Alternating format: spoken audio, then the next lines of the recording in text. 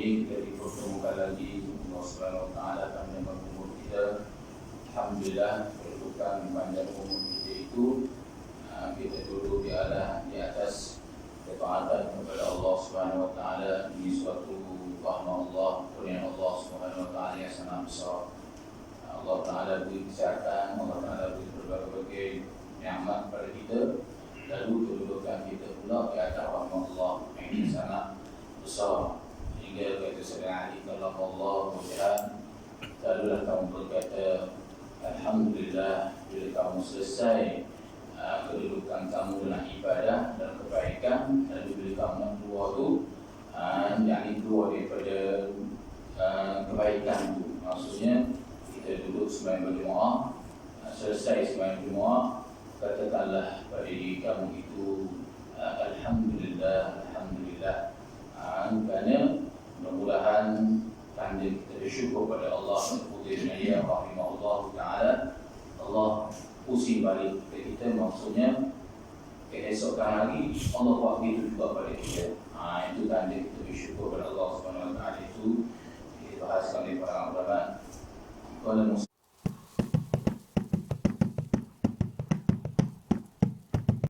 rahimahullah ta'ala wa nafa'ana bi'ulumihi wa ulumina ya Rabbil alamin.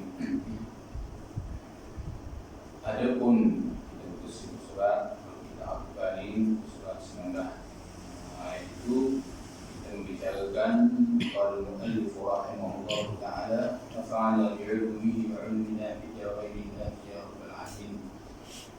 Adapun sifat yang harus bagi mereka itu Rasul, iaitu menerima barang suatu daripada a'radu basyariyah yang tiada membawa mengurangkan martabat mereka itu Rasul yang tinggi seperti sakit dan barang sebagainya. Qala musannif rahimahullah ta'ala wa nafa'ana bi'ulumihi wa ulumina ya Rabbil alamin. Pada minggu depan kita selesai berkaitan dengan sifat-sifat yang wajib bagi Rasul. Jadi lawan sifat Rasul dan lawan bagi sifat yang wajib bagi Rasul. Kalau kita amanah itu, maka ialah dusta, maka mustahil Rasulullah SAW dusta. Ataupun sifat Rasul siddiq, kamu siddiq, benar kita ada Rasulullah, itu dusta. Amanah lawannya khianat, maka mustahil. Tabligh lawan dia itu sifat yang khianat, ismar, berbohong, tidak menyampai, maka dusta. Itu di antaranya sama sekali tidak benar.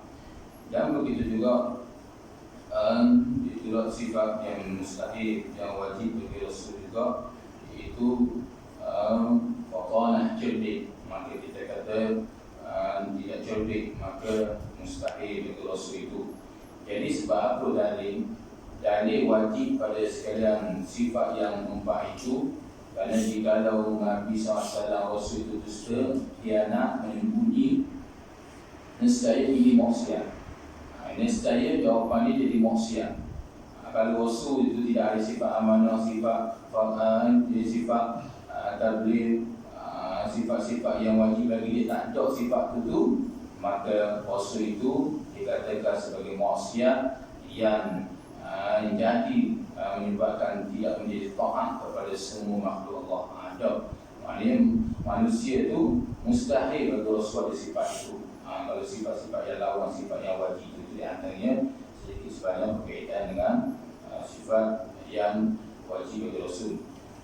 Kita sambung balik sifat yang a'radul basyariyah. Adapun sifat yang harus bagi mereka itu satu saja, sifat yang harus bagi Rasul.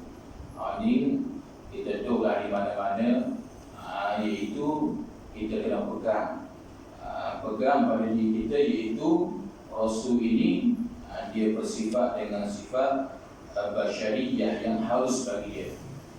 A'radul basyariyah, yakni perbuatan manusia dengan iaitu bersifat dengan sifat maksud kemanusiaan. Jadi sifat itu tidak membawa mengurangkan martabat dia.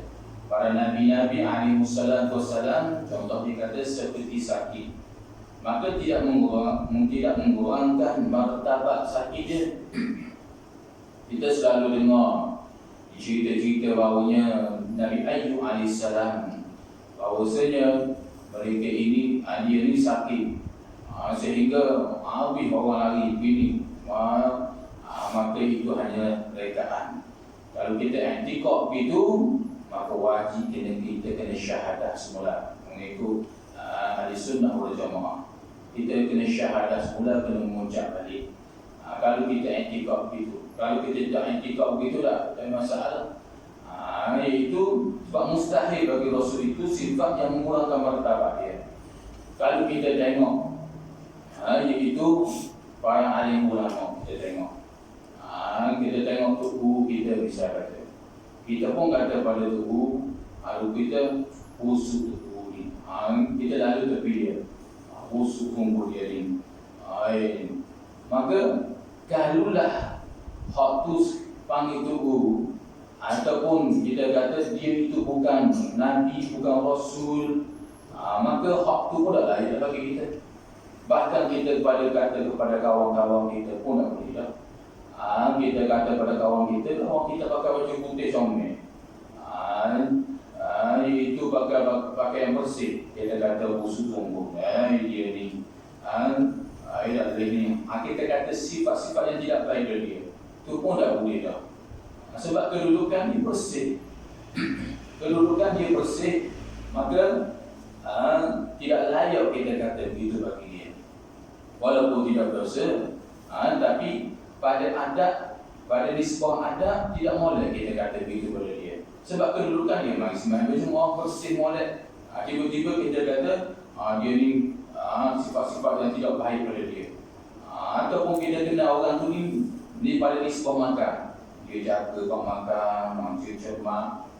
Kita mari-mari kita kata dia ni, dia tu si pulang tu makan tu Allah, teguk makan dia, makanan dia tu teguk dia makan, cara makan dia tu. Maka hak itu pun tak layak dah pada nisbah adat. Itu bagi orang awam, pada adat. Tak boleh belum ucap. Ada pun Rasul ni lebih-lebih lagi.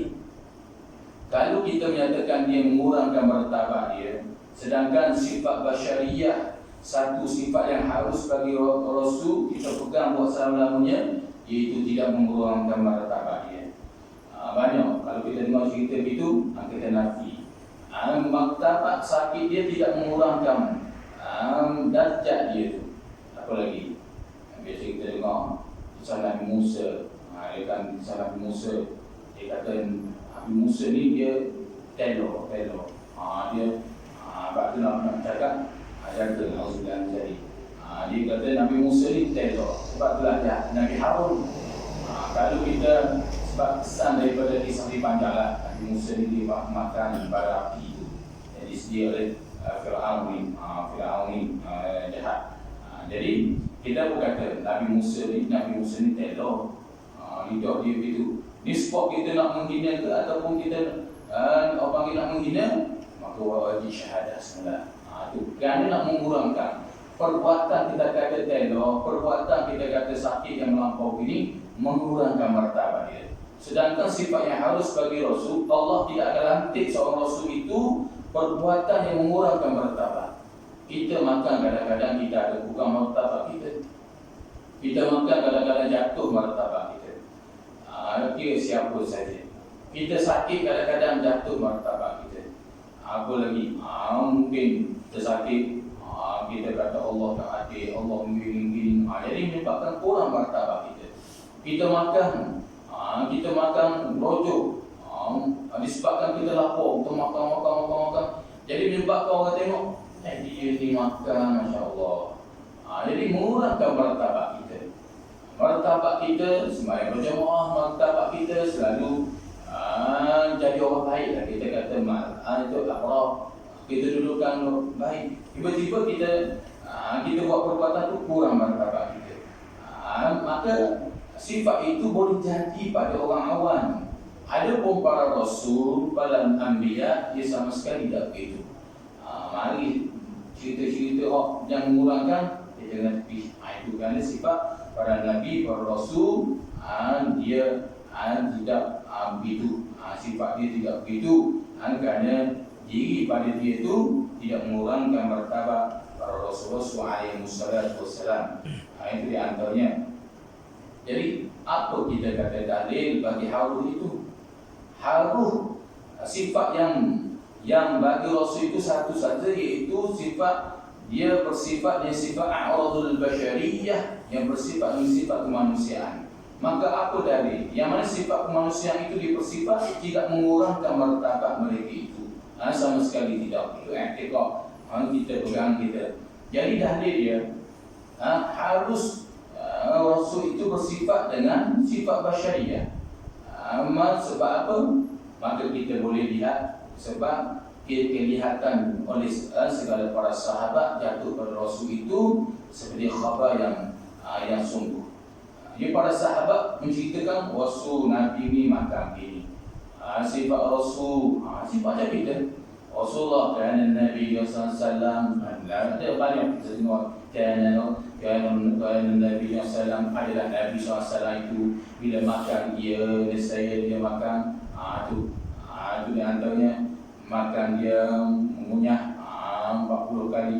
Dan adalah Rasulullah SAW itu bila dia nak tidur dia mengebahkan kain selimut dia, itu banyak kan. Jadi sifat itu bersifat dengan sifat manusia, tapi perbuatan sama sekali tidak mengurangkan martabat mereka itu para rasul alaihi wassalam. Itu sifat yang harus Rasul. Qala al-musannif rahimahullah ta'ala wa nafa'ana bi'ulumihi wa 'ulumina fid darain amin ya rabbal alamin. Kalau orang Yahudi, orang Nasrani, dia selalu cerita para nabi-nabi Rasulullah alaihi wassalam ini sifat mengurangkan. Dia buat filem lah. Ada satu filem, dia buat filem tentang Nabi Adam dengan Hawa. Boleh ada. Dia ni orang jahat, orang Yahudi dan Nasrani ni, dia buat filem kadang-kadang orang kafir ni, dia buat filem Nabi Adam dengan Hawa ni dia berjalan ke kebun syurga.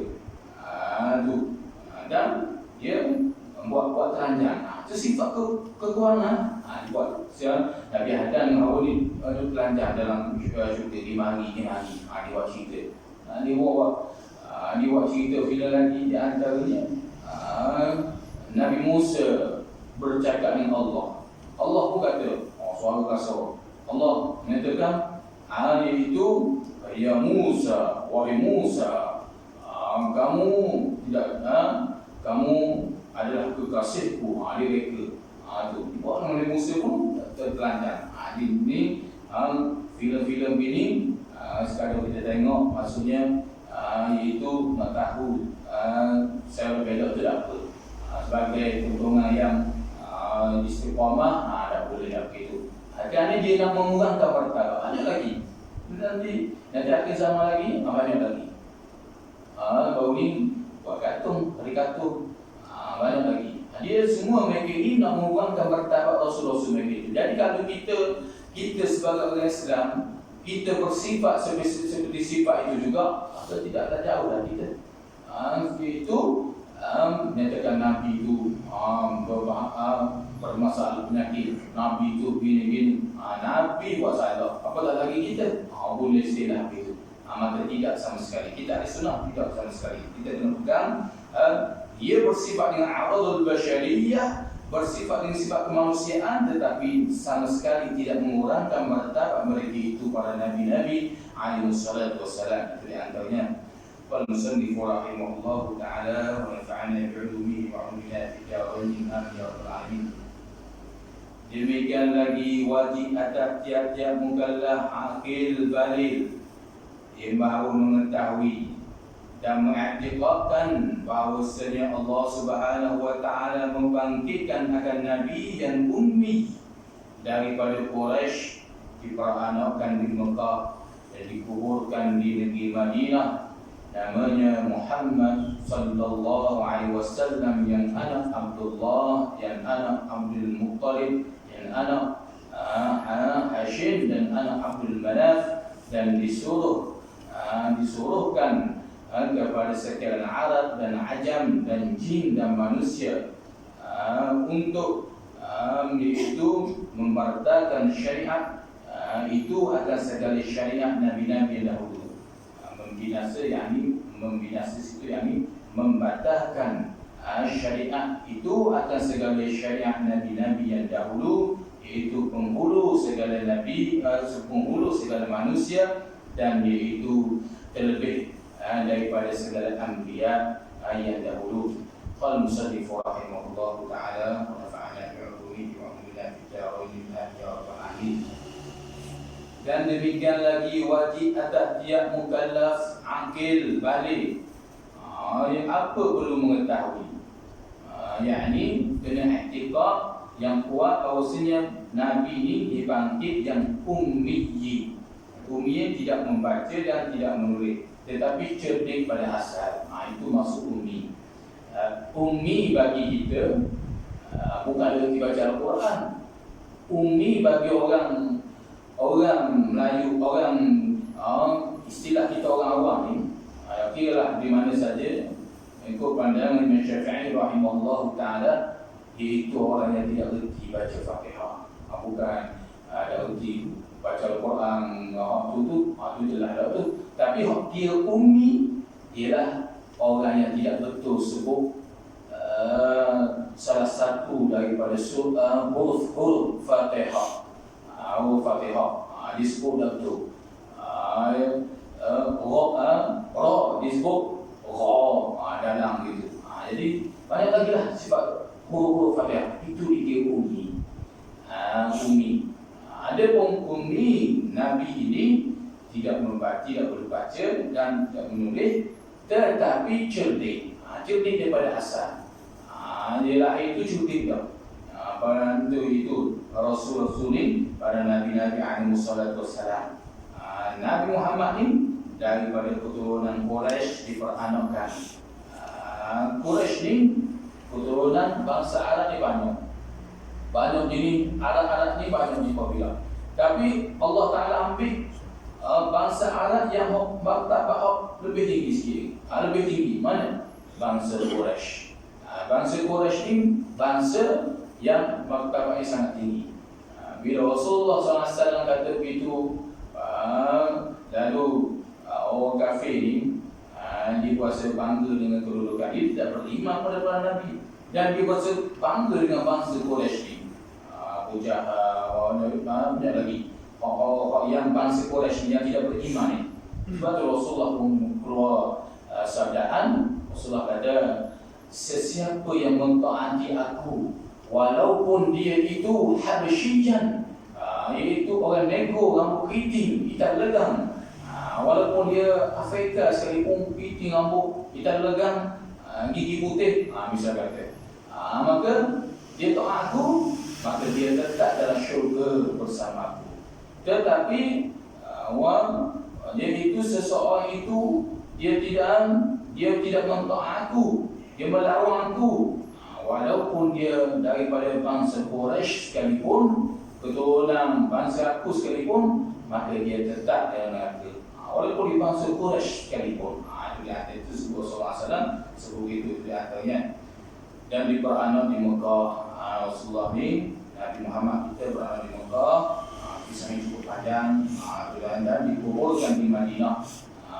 Di Madinah, nama Nabi Muhammad SAW ni banyak orang kita tahu ni, anak Abdullah, yang anak Abdul Muttalib, yang anak Hashim, yang anak Abdul Manaf. Itu jadi keturunan dia. Kalau kita pula Nabi, ayah Nabi yang berapa? Abdullah. Toki Nabi apa? Abdul Muttalib. Itu dan tanya dia apa? Anak Hashim. Apa lagi tak pos sikit lagi? Abdul Manaf. Hashim. Abdul Manaf ni setengah ulama kata tidak sayu dia. Sebab banyaklah kalau tengok dalam kitab disebut Abdul Manaf ni tak sayu dia. iaitu manaf. Manaf ni tidak saja dia membawa kebapaan. Kalau orang tu bernama tu maknanya tidak saja dia. Banyaklah Zakuan, Balkis. Tak saja dia pula tu. Kalau Zakuan ni mengikut pandangan perubatan Islam, nama yang dipakai oleh jin suka nama tu. Zakuan, Balkis, dia sukalah nama-nama itu nama-nama jin. Jin ni nama-nama dia juga. Dia menama, tapi di antaranya saya tengok dalam kitab, di antaranya nama itulah Zakuan, Balkis. Jin suka. Jin minat, dia suka. Itu di antaranya. Dan disuruhkan kepada sekalian Arab dan Ajam dan jin dan manusia, dan diutuskan. Disuruh yang diutuskan.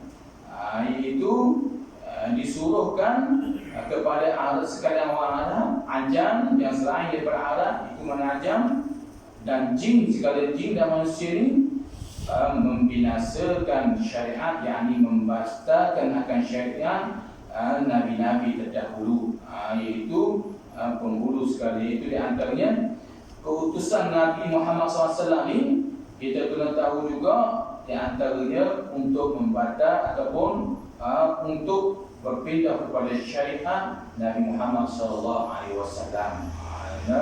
Sebab itulah Nabi SAW kata, sekiranya Musa bin Imran masih hidup, dia tidak boleh lagi ikut syariat dia kena ikut syariat aku. Kata Rasulullah, itu kalaulah Nabi Musa bin Imran masih hidup lagi, dia kena guna syariat aku. Bahkan Nabi Isa AS yang diangkat oleh Allah SWT, ketika nak dibunuh oleh orang kafir, maka ketika dia turun suatu hari nanti di akhir zaman, dia kena guna syariat Nabi Muhammad SAW. Sebab apa begitu? Merupakan penghulu segala manusia dan terlebih segala anbiya yang dahulu. Nabi Muhammad ni, kedudukan dia ni hebat. Kedudukan dia ni lebih pada para nabi-nabi alaihissalam. Sebab itulah Rasulullah kata, kamu adalah umat marhumah tertua. Kita ni alhamdulillah, kita duduk umat Nabi Muhammad. Berapa banyak lagi umat-umat lain yang duduk umat Nabi Muhammad. Tapi kita, Allah Ta'ala, hidup-hidup kita ataupun mati kita pun di dalam syariat ataupun menjadi umat Nabi Muhammad SAW. Kita bersyukur, umat marhumah. Allah Ta'ala beri perubahan. Kedudukan kita adalah umat marhumah, umat yang dirahmati, yang disayangi. Sebab itulah orang Islam ke apa lagi buat fahaman-fahaman yang sesat daripada ajaran Islam pun macam-macam lagi. Derhaka ke, boleh dibuat apa ke, macam-macam lagi. Tak ada balas lalu. Berbeza umat kaum Nabi Lut alaihissalam. Tengok berapa saja dia buat pekerjaan yang maksiat, iaitu suka lelaki sama lelaki, maka Allah Ta'ala balikan banyak lagi kisah-kisah terdahulu kaum Ad, banyak Allah Ta'ala bahala selalu. Ada pun umat Nabi Muhammad, sebab apa Allah Ta'ala dapat lagi? Kerana Allah Ta'ala beri peluang, kerana ini adalah keberkatan Nabi Muhammad SAW, berkat, rahmat, marhumah yang disayangi, diberi peluang. Kalau mana awak salah tu sebab taubat. Bila mati, azab kaum sama tadi di akhir kiamat kelak. Di antaranya qala musannif rahimahullahu ta'ala wa nafa'ana bi'ulumihi wa 'ulumina wa bihi ya rabbal alamin. Jadi Nabi kita ni, dia lebih segala martabat dia daripada nabi-nabi alaihissalam. Nabi-nabi lain duduk maqam bawah pada Nabi Muhammad SAW. Nabi ni Muhammad merupakan khatamul nubuwah, penuntut segala nabi-nabi alaihissalam. Qala musannif rahimahullahu ta'ala wa nafa'ana bi'ulumihi wa 'ulumina ya rabbal alamin. Dan demikian lagi wajib atas tiap-tiap yang ambil balik itu membenarkan akan Nabi Muhammad pada sekalian yang dikhabarnya Nabi Muhammad daripada Allah Subhanahu wa Ta'ala, sama ada perbuatan dunia dan akhirat, dan bahawasanya tiada diterima iman seseorang melainkan membenarkan barang yang dikhabarkan oleh Nabi Muhammad sallallahu alaihi wasallam akan khabar yang kemudian dipermati, seperti soal Munkar Nakir, iaitu dua orang malaikat yang hebat lagi menakut dan mendapat ia akan banyak. Maka bertanya kepada keduanya dia malaikat itu daripada tauhid, agama, risalah, dengan katanya ma rabbuka wa ma dinuka wa ma nabiyyuka, artinya siapa Tuhanmu, apakah agamamu, siapa nabi kamu. Kedua-dua malaikat dan kedua malaikat itu iaitu kedua malaikat itu permulaan fitnah, kemudian daripada mati. Itu di antaranya kita kena etikad juga. Qala musannif rahimahullahu ta'ala wa nafa'ana bi'ulumihi wa 'ulumina fid darain amin ya rabbal alamin. Dan demikian lagi wajib atas tiap yang akil badini yang dihukumkan pun taklif ni membenarkan hak Nabi cerita. Hak Nabi cerita tentang azab, tentang perbuatan dunia begini-begini, siapa buat kerjaan dunia dia dapat kebaikan kalau dia duduk dalam redha Allah. Allah Ta'ala Nabi cerita tentang dunia begini, dan urusan akhirat, perbuatan akhirat pula gini-gini, ada ganjaran dia gini-gini. Maka kita disuruh wajib kita kena percaya kepada khabaran Nabi Muhammad sallallahu alaihi wasallam, dan bahawasanya tiada diterima iman seseorang itu melainkan membenar akan barang yang dikhabarkan oleh Nabi Muhammad. Jadi tidak diterima, tidak sah iman seseorang itu kalau kita tidak terima, tidak benar bahawasanya ini adalah khabaran Nabi Muhammad SAW. Nabi sebut ada gini-gini, azab gini, kita boleh kita cari tasdik mutlaqan, kita tasdik mutlaqan bila azza wa jalla, kita membenar hati kita dengan sebenar-benarnya, maka baru sah iman kita. Itu di antaranya. Dan kemudian qala musannif rahimahullahu ta'ala wa nafa'ana bi'ulumihi wa 'ulumina fid darain amin ya rabbal alamin, melainkan membenar akan barang yang dikhabarkan oleh Nabi Muhammad SAW akan khabar yang kemudian daripada mati. Seperti Munkar Nakir, Rasulullah kata bila selepas mati di urusan akhirat ni ada soal munkar, nyoa, nakir bahagian kata. Munkar tanya dulu mula-mula, maka tanya ma rabbuka, siapa Tuhan? Rasulullah kata dalam hadis itu dia jawab dengan keimanan orang tu. Dia lalu dia jawab la adri, ya orang jahat, maksudnya saya orang yang jahat ni, orang yang mati dalam suul khatimah, bila malaikat tanya ma rabbuka, la adri, aku tak tahu. Aku tak tahu, dia kata. Bila begitu Nakir tengok, Munkar tanya dah, Munkar penyoal, Nakir dia kata selalu, dia kata yang hebat, yang menakutkan. Dicerita dalam sebuah hadis Nabi SAW, Munkar Nakir ni buku dia sangat menakutkan. Rambut dia panjang, direct rambut dia. Dia mari keadaan pun macam kilat. Kita dengar guru di atas dunia pun kita rasa takut kilat. Padahal cuaca tak gelap pun berlaku dah. Ni dalam kubur ni gelap gelita, gelap sungguh. Seperti kata ulama, seperti seorang tu masuk dalam hutan, tiba-tiba ada kilat. Kilat yang penting mari. Kita duduk tengok, besar kayu balok. Kita nak jaga makhluk bawah lagi. Macam ular ke apa ke binatang-binatang biasa ni. Kita nak kilat ke atas ni. Itulah gambaran yang kata ulama. Maka orang ni sangat menakut lagi. Itu di antaranya. Dia tanya, jawab bahan tukar. Summa yatrabu bin turabi min hadidin baina al-udhunayhi fa yasiru sayhatan ghayra thaqalaini. Dipukul di tengah-tengah telinga. Sebab itulah hidup kita bertuah. Kerana di dunia ni Allah tak ada bocor dah rahsia, bocor dah soalan. Tak ada antara soalan yang sudah bocor di atas dunia ni, soalan Munkar Nakir. Rasulullah kata tak, dia akan tanya ma rabbuka, siapa Tuhan kamu? Dia akan tanya ma dinuka, apa agama kamu, apa Nabi Muhammad. Dan kalau kita tak ikut ajaran Nabi, ada Allah Ta'ala suruh begini, kita tak akan boleh jawab. Kalau jawab ni melalui iman, bukan dengan kata dunia, saya boleh jawab.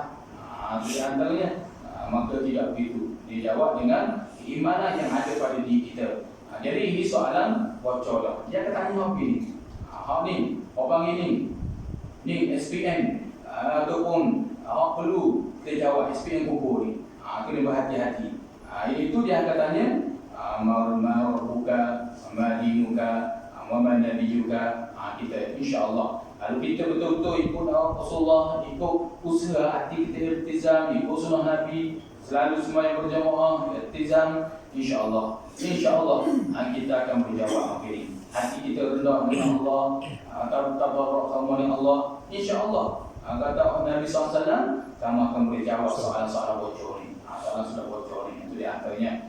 Dan itu dia akan tanya, ma rabbuka wa ma dinuka wa ma nabiyyuka. Dalam ni dan selain disebut ma ikhwanuka. Mula tanya dulu ma rabbuka. Dah, kalaulah seorang tu na'udzubillah min zalik, Allah Ta'ala hidup kita. Kalau ma rabbuka dia jawab, wa ma dinuka dia jawab, nabiyyuka, ia pergi ke persoalan seterusnya. Dia tanya nisbah ibadah pula. Nisbah ibadah dia akan tanya buat sembahyang lah. Sebab itulah sembahyang lalu berulang-ulang apa.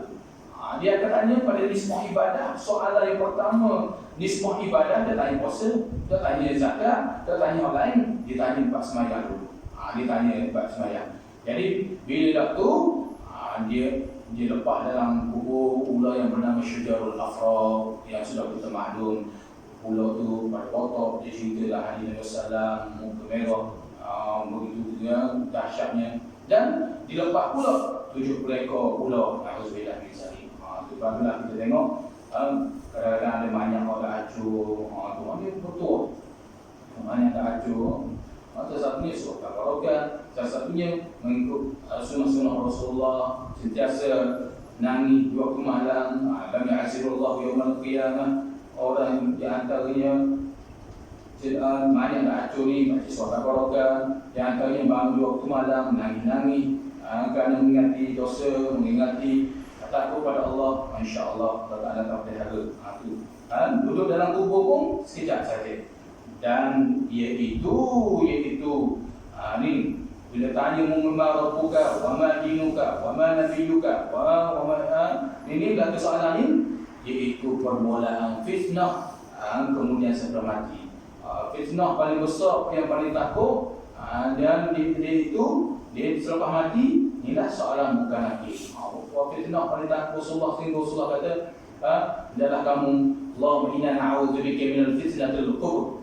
Allah Ta'ala, Nabi ajar pada kita selepas kita tahiyat tu, Allahumma inna na'udzubika minal fitnatil qubur, min ada tu minta fitnah, hindung daripada fitnah kubur ni. Fitnah paling kubur yang paling dahsyat, mungkin ada orang kiri, na'udzubillah misalnya, kami takut ni na'udzubillah misalnya.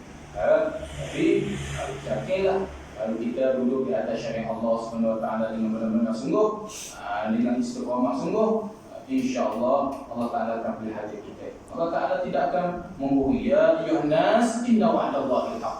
Wahai manusia, sesungguhnya janji Allah itu sangat benar. Orang yang dulu di atas dunia dengan mengerjakan ibadah, sama ada dia jaga ibadah yang sunat, lebih-lebih lagi yang wajib, jaga molek, insya-Allah Allah Ta'ala tak pelihara. Itu yang akhirnya itu yang disebut oleh Rasulullah SAW. Dan demikian lagi wajib atas mereka itu percaya siksa kubur bagi orang yang maksiat, dan kesalahan yang kubur bagi orang yang beribadah, dan bahawasanya sekalian itu benar. Maka jika menyiksa Allah Ta'ala dengan orang yang bermaksiat, maka itu dengan adilnya ya Allah. Jikalau memberi kesenangan akan hamba Allah yang berbuat taat, maka itu adalah rahmatnya ya Allah SWT. Dan demikian lagi wajib kita percaya masih sebut itu apa yang kita dengar pada pagi ini, mudah-mudahan ia menjadi manfaat bagi diri saya juga, begitu juga oleh jemaah yang dikasihi semua. Mudah-mudahan kita sentiasa dalam rahmat Allah dan kasih sayang Allah dan ketaatan kepada Allah, dan carilah redha Allah, insya-Allah Ta'ala kasih kepada kita, insya-Allah sampai nanti. Untuk bertemu Allah Azza wa Jalla, insyaallah kita akan minta syukur Allah Subhanahu wa taala. Wallahu a'lam bishawab. Bismillahirrahmanirrahim. Ya Rabbana lakal hamdu ma yanbaghi li jalali wajhika 'azimi sultanik. Allahumma ij'alna hadha al-yawma tafarraqna ba'da tafarraqan ma'suma alladhi ja'ala fina ra'ana shafiya wa lam yadkhilna min al-hamdi illa qawla la ilaha illallah la ilaha illallah la ilaha illallah Muhammadur rasulullah bil haqq. ربنا آتنا في الدنيا حسنة وفي الآخرة حسنة وقنا عذاب النار. صلى الله على محمد وعلى آله وصحبه وسلم. الحمد لله رب العالمين. السلام عليكم ورحمة الله.